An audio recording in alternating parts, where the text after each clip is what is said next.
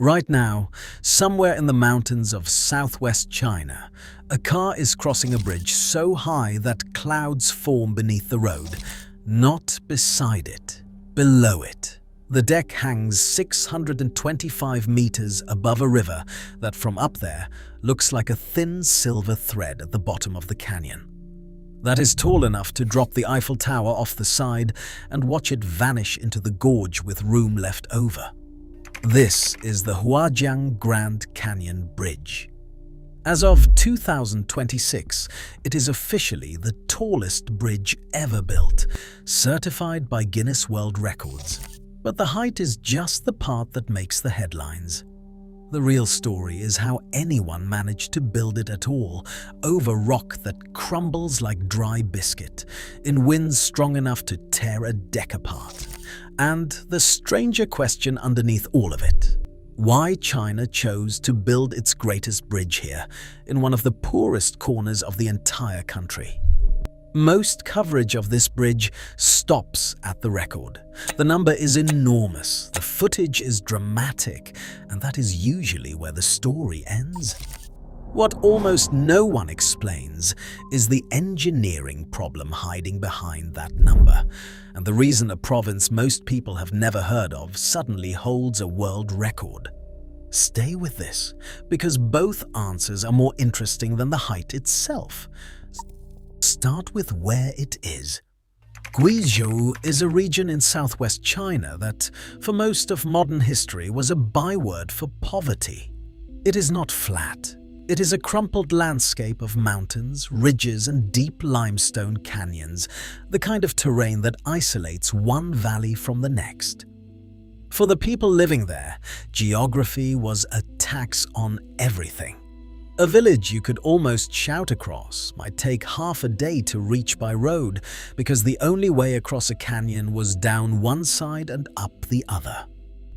The Huajiang Canyon was exactly that kind of barrier.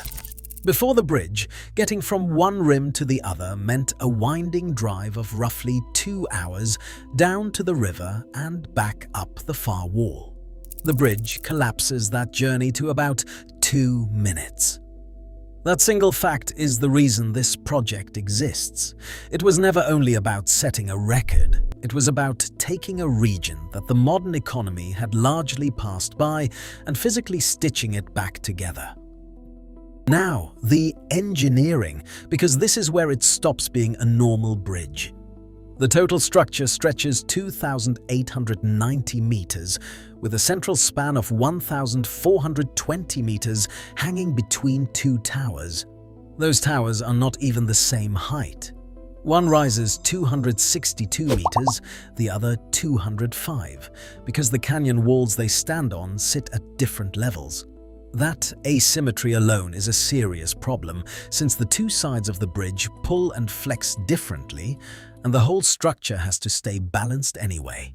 Then there is the weight. The steel truss that forms the deck weighs around 22,000 tons. That is roughly 3 Eiffel Towers of steel, suspended in open air across a canyon held up by cables. To carry that load, engineers used cables made from steel rated to 2,000 megapascals, an ultra-high strength grade that can hold enormous tension without snapping. Every one of those cables had to be strung across the gorge and tensioned to millimeter accuracy 600 meters above the ground. But the hardest enemy was not the weight, it was the wind. A deep canyon does strange, violent things to moving air. Wind funnels through it, speeds up, swirls, and hits a suspended deck in gusts that can set the whole structure oscillating. A bridge that starts to sway in the wind does not just feel unpleasant. If the motion builds, it can destroy itself. This is the failure mode that has brought down bridges before, and at this height, with this span, it was the single greatest threat to the project. The solution was a damping system built specifically to fight it. Engineers installed eddy current and magnetic dampers, devices that use magnetic fields to absorb and bleed off the energy of the bridge's motion before it can build into something dangerous.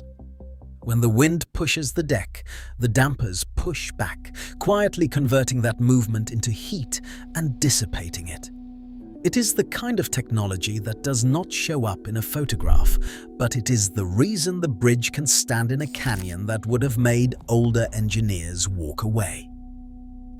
The foundations brought their own nightmare. The rock on these canyon walls is porous and prone to erosion, the opposite of the solid bedrock you want to anchor a structure this heavy. Building stable tower foundations on stone that crumbles meant reinforcing and engineering the ground itself before a single tower could rise. And because the two banks were so different, large sections of the deck had to be hoisted up and assembled from one side, cantilevered out over the void rather than built up evenly from below. To pull all of this off with the required precision, the construction teams leaned on China's own technology stack. They used the Beidou satellite positioning system, the Chinese rival to GPS, to track every component to the millimeter. They flew drones to string initial lines and inspect the towers. They modeled the entire structure digitally before building it, so that thousands of steel segments fabricated in factories would lock together perfectly when lifted into place hundreds of meters in the air. The result was millimeter-level accuracy on a structure the size of a small mountain. And here is the twist that turns this from an infrastructure story into something else entirely. China did not build a bridge. China built a destination. On top of one of the towers, around 800 meters above the canyon floor, there is now a glass-walled cafe called Interstellar Coffee. 2 floors wrapped entirely in glass, with a full circle of views over the gorge. You reach it by a glass elevator that climbs the tower in under a minute. Along the structure, there is a transparent glass walkway, a bungee jumping platform, and zones for slacklining out over the drop. In other words, the same bridge that carries expressway traffic across the canyon also functions as a theme park suspended in the sky. The logic is deliberate. A bridge moves cars for free. A bridge that tourists pay to stand on, eat on, and leap from generates income for a region that badly needs it. The record height was not just an engineering trophy, it was a business plan. Step back, and the bridge starts to look less like a single project and more like a statement. Guizhou, this once poor mountain province, now contains a large share of the highest bridges on the planet. Span after span, the region has been quietly setting world records, not as one-off showpieces, but as routine infrastructure, the normal cost of connecting a place this rugged. What used to be a poverty trap of canyons has been turned into one of the most extreme bridge-building laboratories on Earth. That is the part worth sitting with.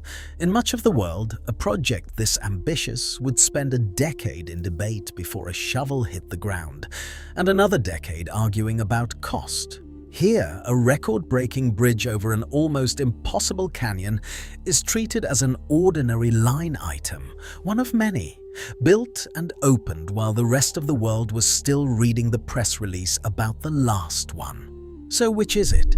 A genuine engineering wonder that lifted a forgotten region out of isolation, or a hugely expensive monument built as much for prestige as for the people who cross it?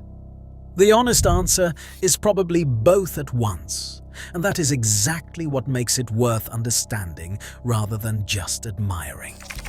The Huajiang Grand Canyon Bridge will not hold its record forever.